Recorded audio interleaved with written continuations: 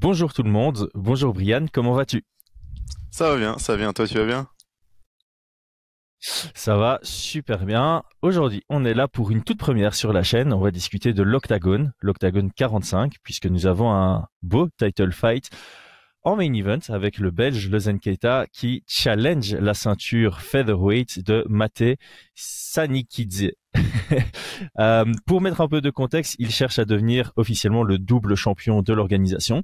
Lezen Keita, c'est le champion des moins de 70, des lightweight, et il cherche à devenir le double champion en allant chercher la ceinture de Matt Sanikidze.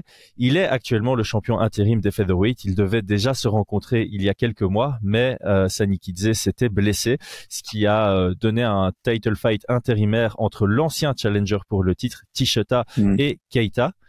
Keita lui a roulé dessus. Et on va quand même notifier que Sanikidze avait pris la ceinture vacante contre ce même Tishota par décision partagée. Est-ce que, selon toi, dans ce cas précis, les mathématiques MMA fonctionnent? Ce que j'entends par là, c'est pas parce que combattant A bat combattant B et que combattant B bat combattant C que combattant A va battre combattant C. Ça n'existe pas en MMA. Mais dans ce cas-ci, est-ce qu'on peut tirer des leçons de ces deux combats? Euh, dans ce cas-ci, on peut dire que les mathématiques vont fonctionner, ouais, je pense. Non, en règle générale, non, clairement pas, hein. Mais dans ce cas-ci, oui, oui, oui, ça va fonctionner. Tu m'entends Ouais, bien? dans ce cas-ci, je pense qu'on Ouais, peut, on peut tirer. Ouais, je t'entends toujours. Dans ça ce va. cas-là, on peut effectivement tirer des conclusions, selon moi. J'ai quand même continué sur le contexte pour que tout le monde soit au Hmm. courant. Donc, Lozen Keta, c'est 11 victoires, 0 défaites en professionnel. Parmi les 11 victoires, on en a 7 par KO, le reste par décision. C'est clairement quelqu'un qui met une priorité sur le pied-point, un combattant très explosif. On va passer au travers de son profil juste après. Son adversaire pointe à 10 victoires pour 2 défaites. Sur les 10 victoires, on comptabilise 3 par KO, 2 par soumission et le reste à la décision. Quelqu'un qu'on va définir comme peut-être un profil un tout petit peu plus axé sur le côté complet. Je pense pas qu'il ait un domaine réellement de prédilection, peut-être le pied-point, mais voilà, il a un style assez particulier et je propose qu'on pousse la porte d'entrée par là. Comment est-ce que tu définirais Sani Kidze? Ben, je dirais, ouais, un peu complet, un peu assez grand pour sa catégorie. Je pense que c'est un featherweight qui est plutôt grand. Euh, je pense qu'il est arrivé à son palmarès en, comme tu l'as dit, en étant complet, mais pour moi, je vois pas où est-ce qu'il a des particularités, tu vois. Donc je pense qu'il trouve, il va trouver ses ouvertures, il va prendre ses rounds comme ça, mais c'est pas quelqu'un qui a une vraie spécificité, ouais. Mhm. Moi, je trouve que c'est assez difficile de le définir puisqu'effectivement, tu sens pas une grande force quelque part chez lui. Mais je pense que le challenge qu'il donne à ses adversaires, c'est son côté peut-être un peu imprévisible. Il a un style qu'on a rarement vu avant. Tu sais pas dire si c'est karaté, taekwondo. Il Mhm. est quand même fort perpendiculaire à son adversaire. C'est pas pour autant qu'il a une énorme souplesse de jambes, même s'il peut envoyer des high kicks. Mhm. Il a un style un peu paresseux, euh, pas dans le sens péjoratif, mais un style un peu posé, relax. Mhm. Et puis il va envoyer des frappes auxquelles on s'attend pas spécialement. Il est capable d'accélérer malgré son style posé, ce qui peut surprendre ses adversaires. Et effectivement, il a des angles d'attaque qui sont particuliers. De temps en temps, il contre sur des moments où tu t'y attends pas, et c'est ça qui va Mhm. Mhm. te surprendre. Donc, je pense que pour moi, sa force réside un peu dans la difficulté de le lire, dans ses intentions. Ouais, peut-être, ouais. Ouais, ouais, je suis plutôt d'accord avec toi. Je pense que comme je te disais, il trouve des ouvertures et notamment avec ses angles. C'est assez étrange, effectivement, comment il combat. Ouais, on s'en parlait avant le podcast. Évidemment, on le trouve pas spécialement impressionnant en vidéo.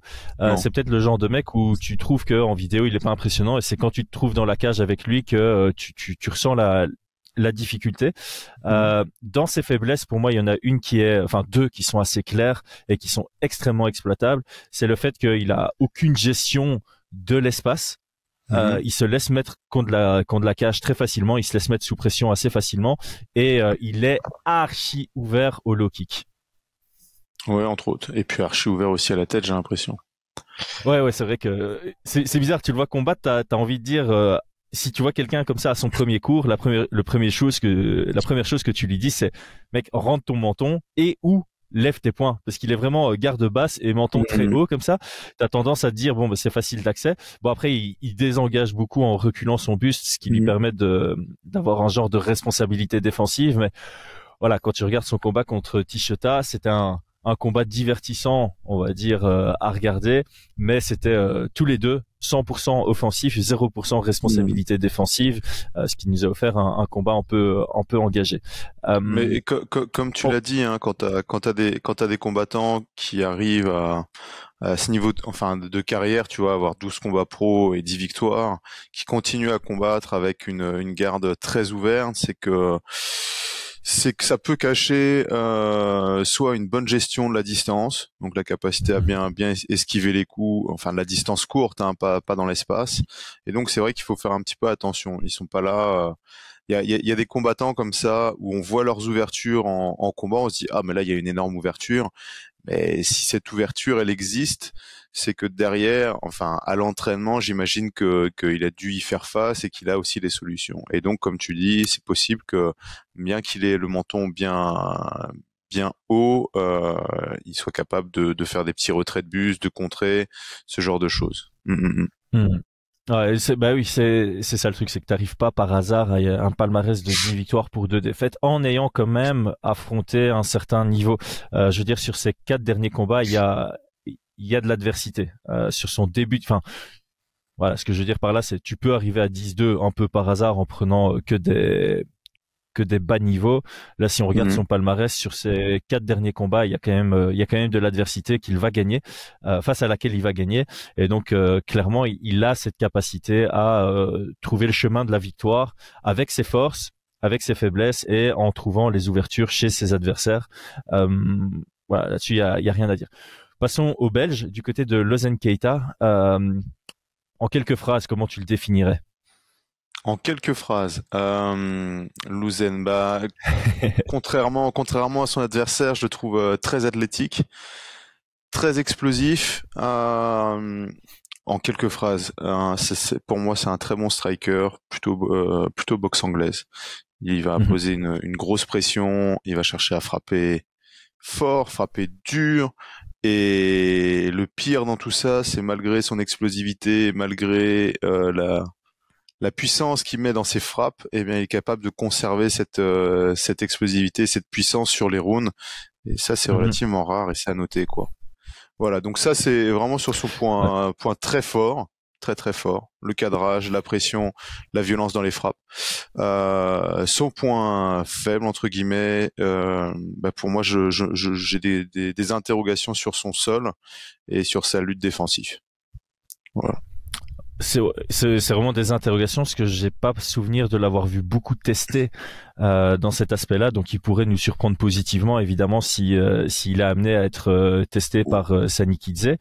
Moi, un truc que j'aime particulièrement vraiment chez lui, c'est ce genre de pression patiente. C'est quelque chose qu'on voit pas souvent. Mhm. Très souvent, les grands combattants à pression, ils mettent du volume par défaut.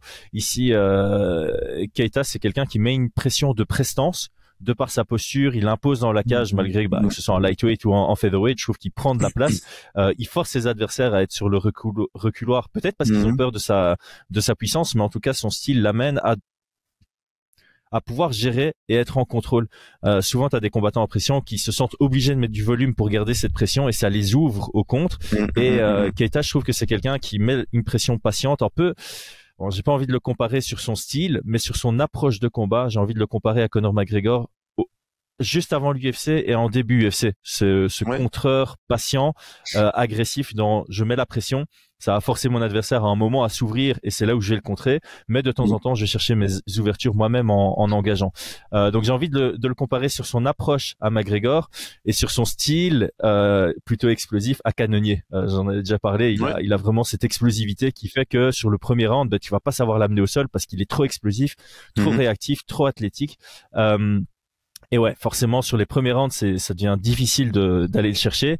Et comme tu l'as très bien souligné, on a vu que son explosivité, sa puissance de frappe, elle reste. même jusqu'au quatrième round. Je pense pas l'avoir vu au-delà du Non. quatrième round. Enfin, en tout cas pas sur les combats que j'ai analysés, mais contre Tichota. Euh, Même dans le quatrième round, tu dois prendre peur de ses frappes. Tu peux pas te dire, ok, je vais survivre les deux premiers, et puis quand il va commencer à ralentir dans le troisième, c'est là où je vais ouvrir mon jeu. Ben non, sa puissance de frappe, elle est encore là. Je crois que le troisième round, ça mérite un bon gros 18 à l'avantage de Keita contre Tichota, et le finish aurait pas été exagéré, je trouve, sur le knockdown. Euh, Peut-être notifiable aussi qu'il est capable de, un peu comme Dustin Poirier, tu vois, de frapper, peu importe sa posture de pied, tu vois, il peut passer de gaucher à droitier, il peut être perpendiculaire à son adversaire et encore générer de la puissance. Donc c'est difficile de trouver des moments sur lesquels tu peux aller le contrer en disant ok, là il est pas en posture de frapper, parce qu'en fait il va pouvoir toujours te contrer. Ouais, ouais, c'est clairement ça. Et pour rajouter un petit peu sur ce que tu disais, donc comme tu disais, il y a de la pression patiente, mais en plus, je trouve qu'il met de la pression un petit peu en in and out, tu vois, au tout début. Il rentre, il est prêt à sortir, il rentre, il est prêt à sortir, et il presse comme ça, toujours prêt à partir. Et il y a un autre petit détail qui, je pense, est assez perturbant pour ses adversaires, c'est que il a sa jambe avant qui est bien en avant et qui semble disponible pour les low kicks. Et en fait, c'est un énorme piège à grosse patate, quoi. Et donc, on le voit sur ces 3 derniers combats. Donc, les adversaires qui vont kicker cette jambe avant et lui qui balance sa droite à ce moment-là. Il a toujours le bon timing. On l'a vu contre, comment il s'appelle, Bark, je pense, c'est son dernier combat. Samuel Bark l'avant-dernier. Il lui met de ses patates et il récupère sa cheville. Et ça aussi, c'est un truc qui est assez intéressant. Ça veut dire que il vous met sous pression. La seule chose qui vous rend accessible, c'est cette jambe avant. Vous n'osez pas rentrer en anglaise par peur de vous faire boxer. Et la seule alternative que vous trouvez, c'est de kicker cette jambe. Et il attend que ça pour vous frapper. Et ça, c'est vraiment un petit point que j'aime beaucoup dans sa manière d'approcher le combat. On parle souvent d'utiliser le jab. Il a un très bon jab, hein. Ça aussi, je l'avais noté. Mais là, ce bait, on pourrait appeler ça comme ça, cet appât, fonctionne très bien. Et on l'a vu sur ses 3 derniers adversaires. Ouais, et c'est peut-être là où j'allais dire qu'il y a peut-être un réflexe exploitable, mais j'en suis même pas certain, parce qu'il a l'air d'avoir une très bonne réactivité défensive, tu vois. C'est un entraînement que je faisais souvent, c'est quand tu as un kick qui vient de ton côté droit, tu bloques à droite, tu chasses avec la gauche et tu fais passer devant toi, et quand le kick vient de l'autre côté, ben, tu bloques de l'autre côté, tu chasses. Et il faut avoir ce réflexe de choisir le bon côté. Keita, tu vois que souvent il bloque du bon côté, il chasse du bon côté. Pareil, quand il va chercher les low kicks, il va chercher chaque fois avec la bonne main. Par contre, s'il pense qu'un low kick arrive et que c'est un high kick qui vient, de temps en temps, il pourrait peut-être avoir été trop réactif à descendre sa main, et il y a peut-être une ouverture sur le high kick. J'ai l'impression que il sent très très bien à quel niveau le kick vient, mais avec un style comme Sani Kidze, c'est peut-être là son ouverture, c'est de surprendre sur voilà, tu crois que c'est un low kick qui vient, c'est un high kick qui vient, parce que clairement on va y venir maintenant, mais on va venir sur les codes de Paris et tout ce qui s'ensuit. Je pense que Keita est large favori dans ce combat. J'ai juste rebondir sur un dernier point, parce que Keita, je le connais en termes de matchmaker. Je l'avais fait combattre en amateur et je l'ai fait combattre au LSFC. Il y a ce côté mentalité aussi chez lui. Il avait dit une phrase qui m'avait un peu fait rire, tu vois, c'est si tu me proposes un combat de sumo contre un sumo, j'accepte. On l'a vu combattre un peu en last minute, un combat organisé à 10 jours contre un kickboxer champion de l'Enfusion en kickboxing.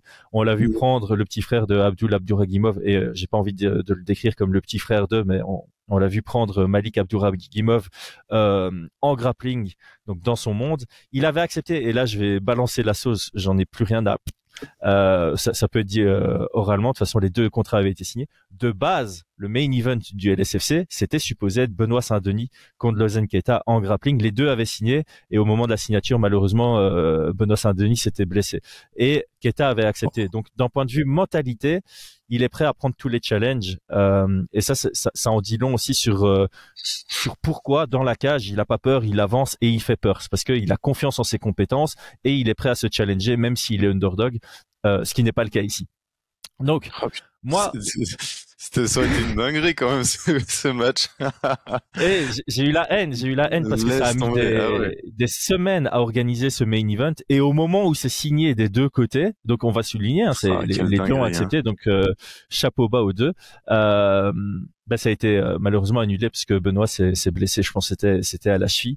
Ouais. Quoi qu'il en soit, moi quand je me suis dit allez, je vais faire des cotes de paris dans ma tête, j'étais parti sur un gros fat 75-25. Ce matin, j'ai regardé par curiosité, les cotes de paris existent.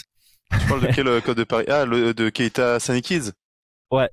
Ah ouais, Et les cotes de Paris existent. Et vas-y, t'es généreux, 75-25, vas-y. C'est quoi les codes de Paris? 85-15. Bah ouais, mais c'est un minimum, quoi. Ok. Ça, il va falloir qu'on en parle, hein, parce que les codes de Paris, le Zen Keita, pour moi, il a plus sa place du tout à l'Octagone. Et il est en train de tabasser des gars. Il faut qu'il signe sur une grosse orga. Là, ça va plus, ça. Hein.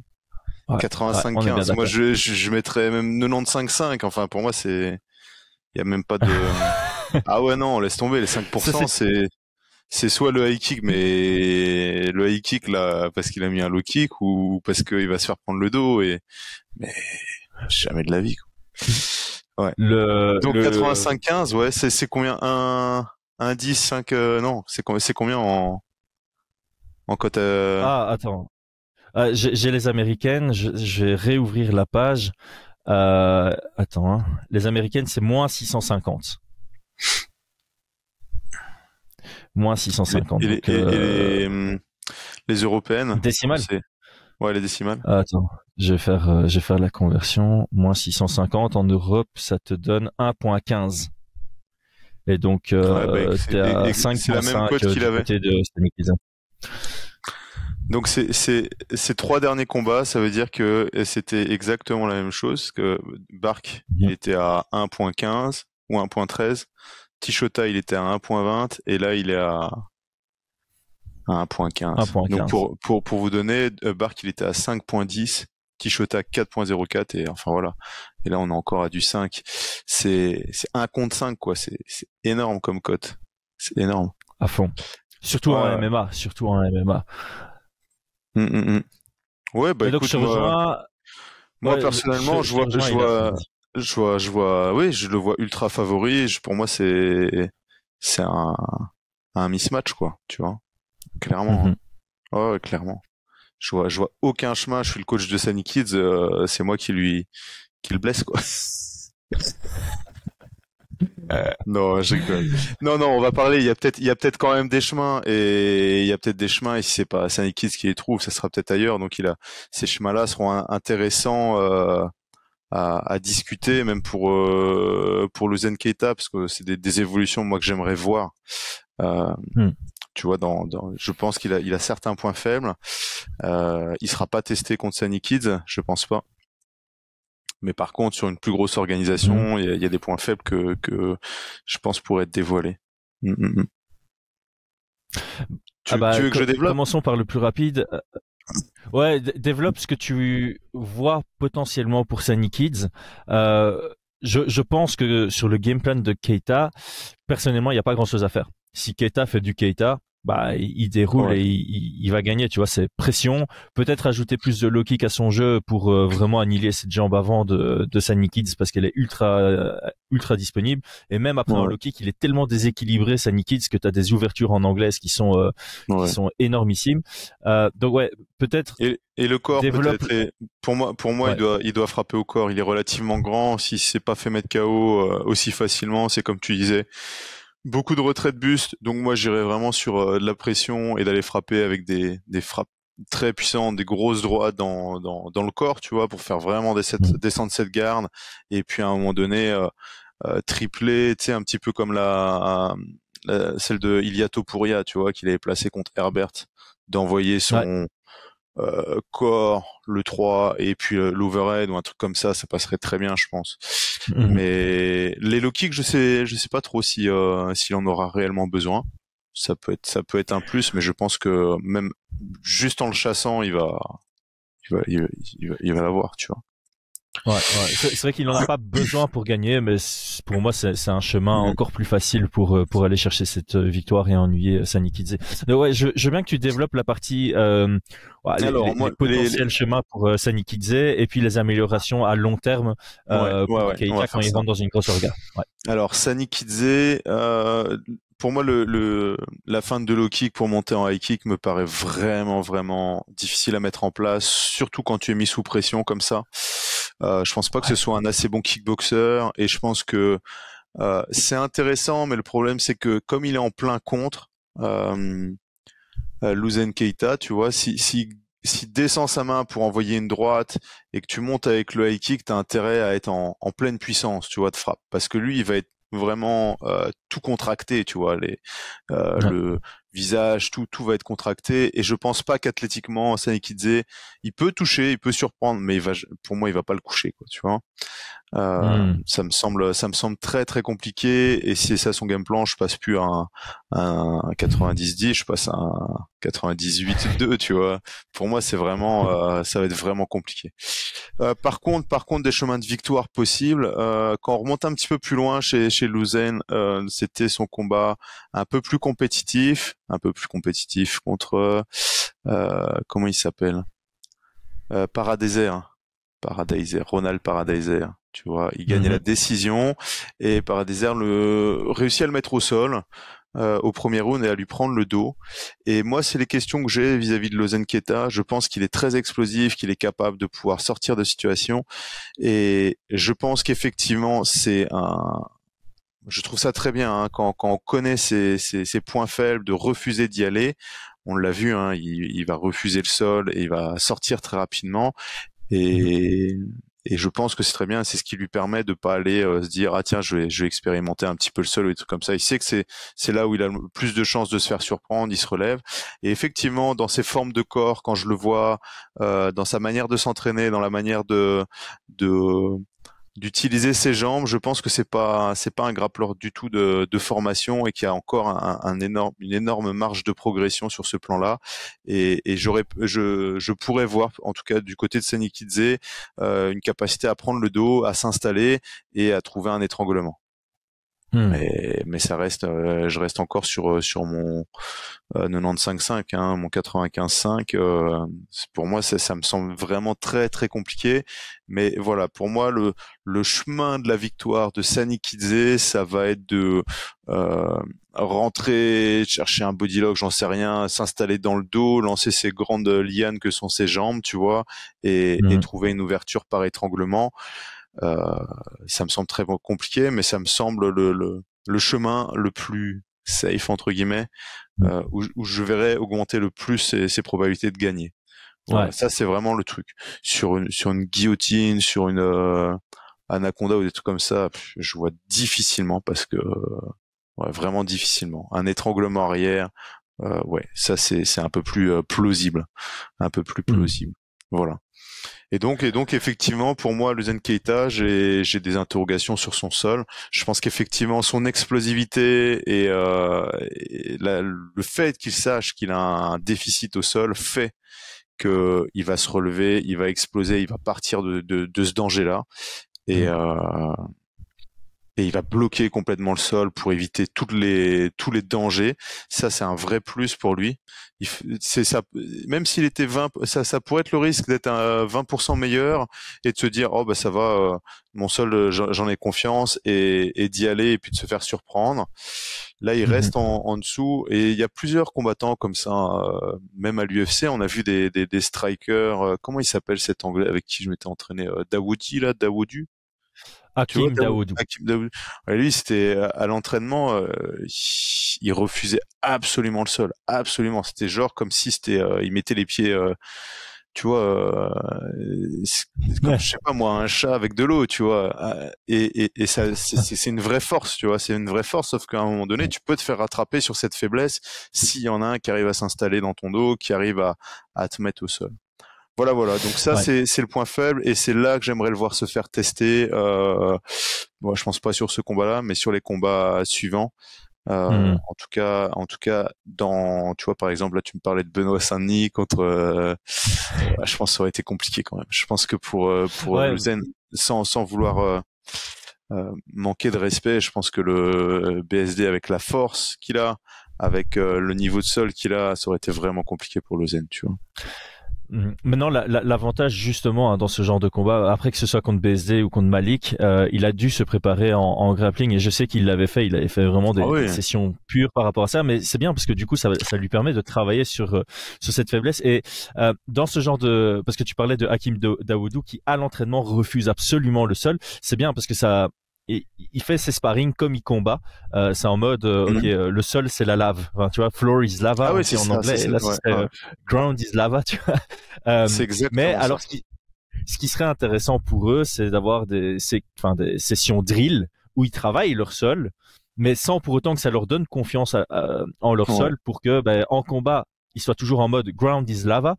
Mais si ça arrive, parce que ça peut arriver à n'importe quel moment, tu vois, tu rates un low kick, tu trébuches, tu envoies un high kick, tu glisses, peu importe.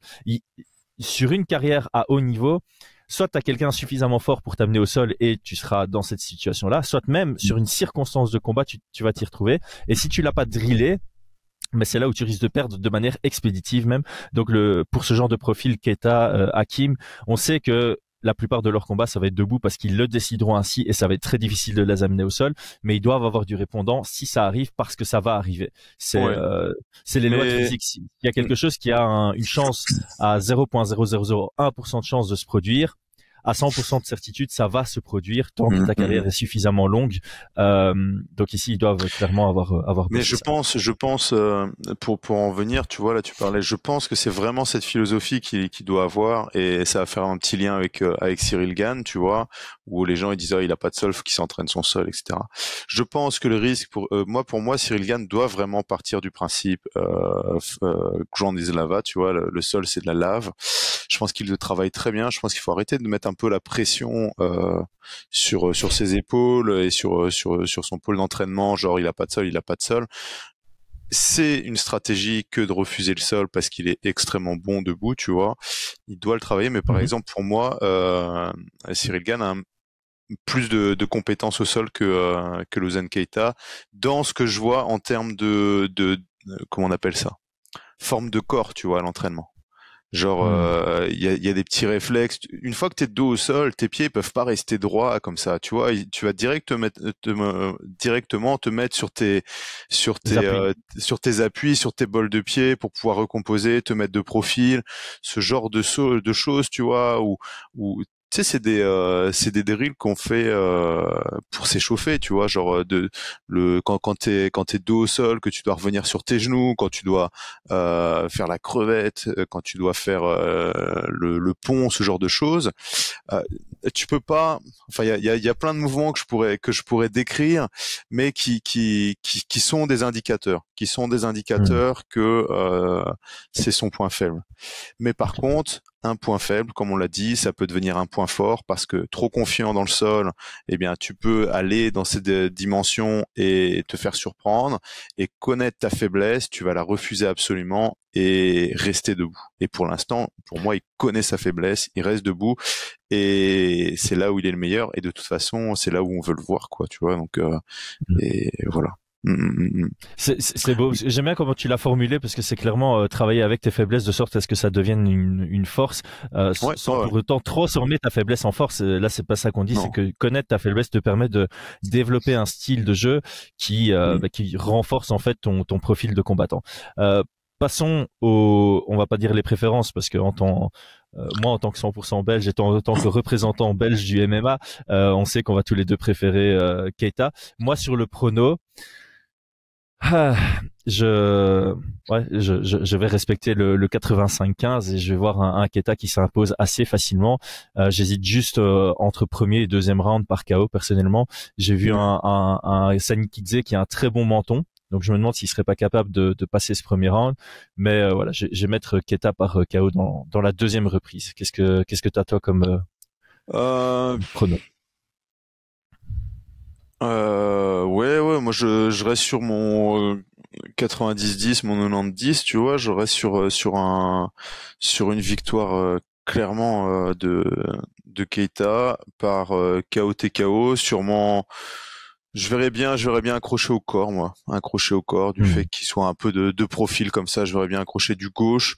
Et dans le, je pense pas dans le premier round. Peut-être pas dans le deuxième. Je pense que Sanikidze, il va vouloir, s'il voit que c'est trop compliqué, il va vouloir survivre, tu vois. Donc, Hmm. je verrais plus facilement dans un, ouais, au troisième round, tu vois. Plus Ok. facilement au troisième round. Mais ouais, plus facilement au troisième round, clairement, clairement. Et j'espère que après ce combat-là, j'espère vraiment hein, que qu'on le voit sur une autre grosse organisation, enfin sur une vraie grosse organisation. Je sais qu'il y en a beaucoup qui parlent de l'Octagone comme une grosse organisation européenne. Ouais, en termes de spectateurs, etc. En termes de niveau, je pense que c'est on est très très très très loin de ce que peut proposer le niveau qu'on a au Cage Warriors, qu'on a au PFL Europe, qu'on a au Bellator Europe, tu vois. Et encore Ouais, plus non, à c'est l'UFC, tu vois. Mais moi je veux le voir sur une grosse orga. Stratégiquement c'est bien hein, parce que derrière il va avoir pas mal de victoires, une grosse hype et des beaux highlights. hmm. Mais sportivement parlant, je pense que enfin voilà, tu vois. Ou même au Après, KSW. Ouais. Même au KSW, je non, trouve qu'ils j'allais ils ont plus de, il y a plus de niveaux, ils font venir des internationaux, des Brésiliens et tout, tu vois. Mais moi, je après, veux le voir à j'ai des l'UFC, infos. clairement. J'ai des infos que je vais pas dévoiler dans le détail, mais en gros, la raison pour laquelle il est pas à l'UFC, c'est pas une raison sportive, ce qui signifie que l'UFC est prêt à le signer. Il y a juste quelques Ouais, pré-réglages oui, bien à faire, sûr. plus au niveau administratif. Donc, j'imagine, et c'est en voie d'être finalisé apparemment. Donc, en cas de victoire, je pense qu'il va signer à l'UFC et qu'on va enfin le voir sur la scène où il mérite d'être, parce que clairement, Ouais. il est largement au-dessus de l'octagone. Comme tu l'as souligné, l'octagone, d'un point de vue marketing, ils sont incroyables. D'un Mm, point de vue mm, mm. sportif, c'est pas encore le niveau des grosses promotions européennes. C'est en voie de le devenir. C'est encore, voilà, c'est à leur 45e événement. C'est pas non plus au niveau du Cage Warriors et au niveau du KSW en termes d'historique. Mais voilà, Keita surclasse tous ses adversaires à l'octagone parce qu'il est 3 classes au-dessus, et je Mm, pense mm, sincèrement qu'il mm, est mm. déjà au niveau UFC. Donc il y a que Ah oui, ça qu'on peut oui, lui souhaiter pour la suite. oui. Ouais, ouais, Euh, ouais. on Grandement, a on j'espère a fait le grandement. tour. Je pense, je regarde sur mes notes, mais ouais, ouais, je pense. Je pense qu'on a fait le tour. En tout cas, moi, je suis vraiment, surtout hypé par la suite de sa carrière hein, à Lausanne Keita. J'ai vraiment envie. Il y a tous les combats. Dès que sur Twitter, il y en a qui disent ouais, franchement, à l'UFC, Paris contre lui ou contre un tel, moi, ouais, c'est vraiment, j'ai vraiment hâte de le voir face à des gros profils. Je pense qu'il a Enfin, il a la mentalité pour aller très très loin et je le vois aller très Ouais. loin quoi. Je le vois aller très loin, donc j'ai vraiment hâte pour la suite. J'ai vraiment hâte de voir tout Mhm. ça. Je Ouais. suis et il y a un autre truc qu'il faut préciser, c'est que il a commencé sa carrière à 77, hein, à 77. Ses premiers combats c'était à 77 kilos et après il a fait 70, 70 et maintenant il est en 66. Mhm. C'est assez ouf quand même. Et ça aussi, c'est bien parce que je pense que c'est un gars qui va pouvoir passer. Là, à 66, il est énorme pour sa KT. On le voit en termes Ouais. de déficit de puissance vis-à-vis du circuit régional. Il est énorme.